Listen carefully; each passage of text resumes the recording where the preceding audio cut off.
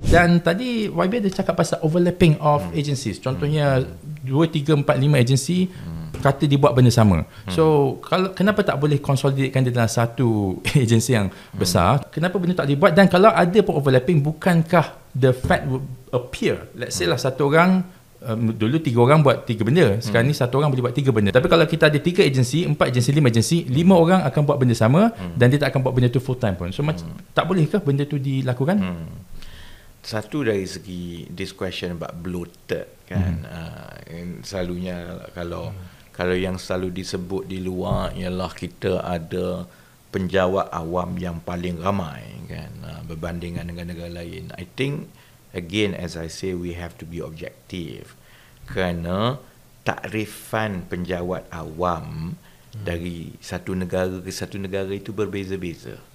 Contohnya, penjawat awam kita adalah termasuk dengan anggota polis dan juga anggota tentera dan cikgu. Ada di negara lain, bila dia kata penjawat awam itu hanyalah pentadbir PTD saja. Di Amerika Syarikat contohnya, dia tak masuk security forces dan military.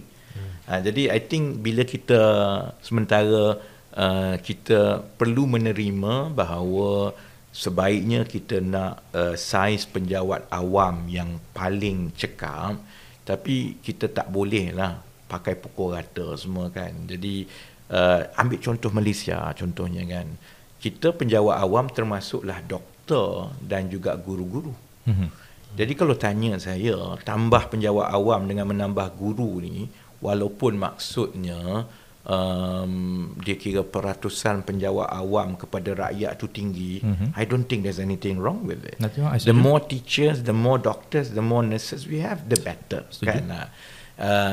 Jadi sebab itu saya selalunya don't jump on the bandwagon yang literally just dengan mudah kata kita penjawat awam ramai semua kan. Proses yang ada di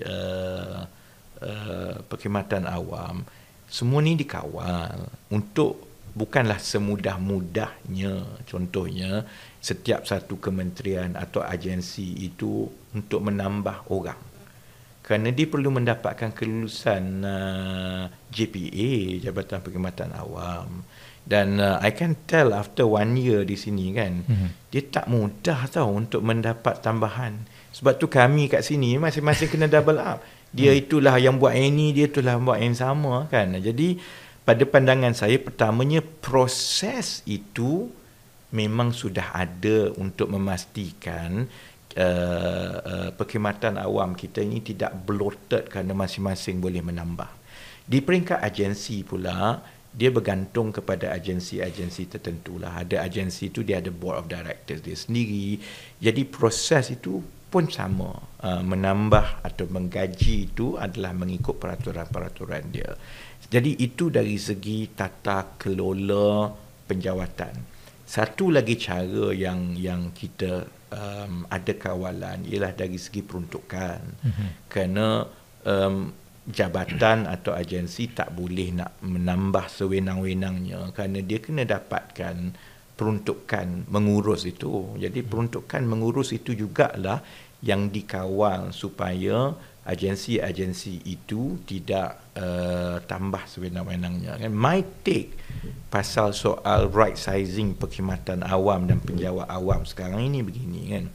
Kita ada unjuran dengan pertambahan penduduk kita, khidmat mana dalam perkhidmatan awam yang perlu dilebihkan, siapa yang perlu digaji lebih banyak. Yang itu saya ingat kita semua sepakat kan, maksudnya yang melibatkan khidmat terus kepada rakyat, cikgu, apa namanya, doktor. Malah kalau ikut saya, carer, childcare, kalau idealnya kerajaan dah mula menggaji childcare untuk menjaga preschool semua ni kan. Yang itu kita tahu jawatan-jawatan ini perlu ada kan.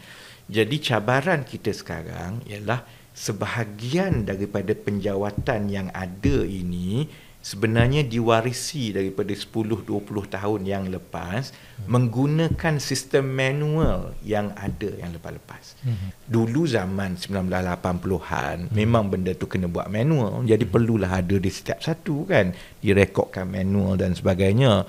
Tapi sekarang ini dengan teknologi dan sebagainya, mana yang boleh dimodernkan supaya tugas-tugas itu boleh dibuat oleh lebih sedikit kumpulan, dan itu membolehkan penjawatan-penjawatan ini boleh dialihkan kepada sektor-sektor lain yang lebih diperlukan. So I think that process is ongoing kan. Nak menjawab yang Faiz tanya tadi tentang tak boleh ke mereka digabungkan banyak-banyak agensi ni kan. Sama juga kan. Okay. And I caution kita yang saya pernah berada di luar, I caution kita yang berada di luar juga kan. Dia tidak ada one size fits all. Contohnya kalau kita ambil kepada agensi-agensi Bumiputera kan, pertamanya saya ingat kita kena terima latar belakang. Setiap agensi itu semasa ditubuhkan, ia ditubuhkan kerana ada keperluan dia. Kerana mandat itu memang khusus untuk perkara sesuatu yang pada ketika itu ada keperluan.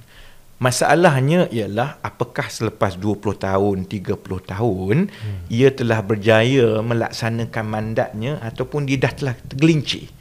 Kan? Jadi kalau kita ambil contohnya agensi-agensi tertentu, MARA contohnya, kumpulan sasar dia adalah agak berlainan.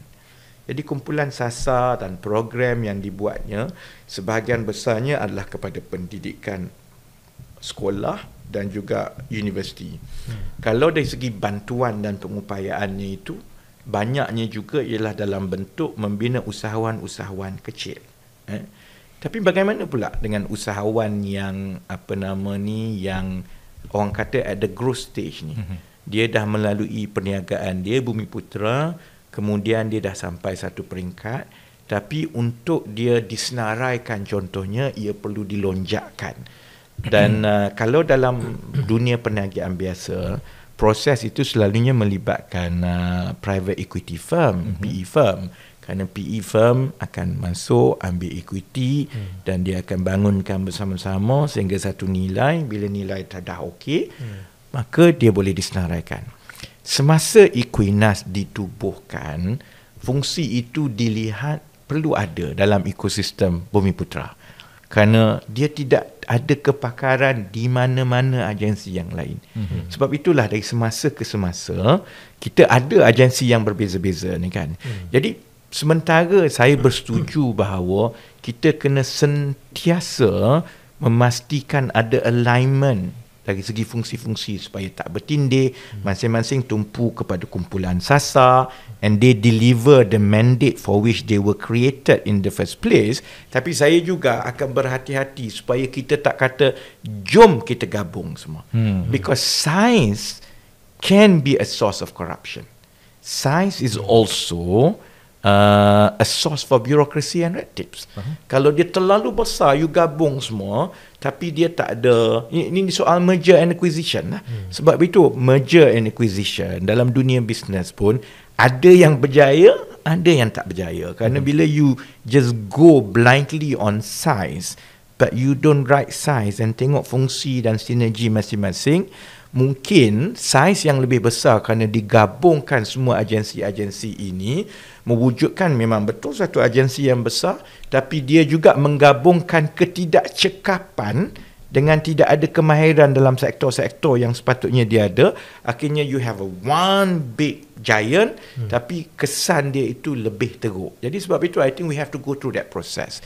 Dan proses yang pertama is to realign and harmonize and to make sure setiap agensi dalam kawalan kementerian masing-masing menjadi tanggungjawab menteri masing-masing to go back to the mandate. Kalau mandate-nya, contohnya Equinas ialah untuk menjadi private equity firm kepada Bumiputera, untuk mengambil growth stage company Bumiputera dibesarkan supaya dia boleh pergi public, maka dia buat yang itu, jangan buat benda lain, jangan cuba-cuba kan.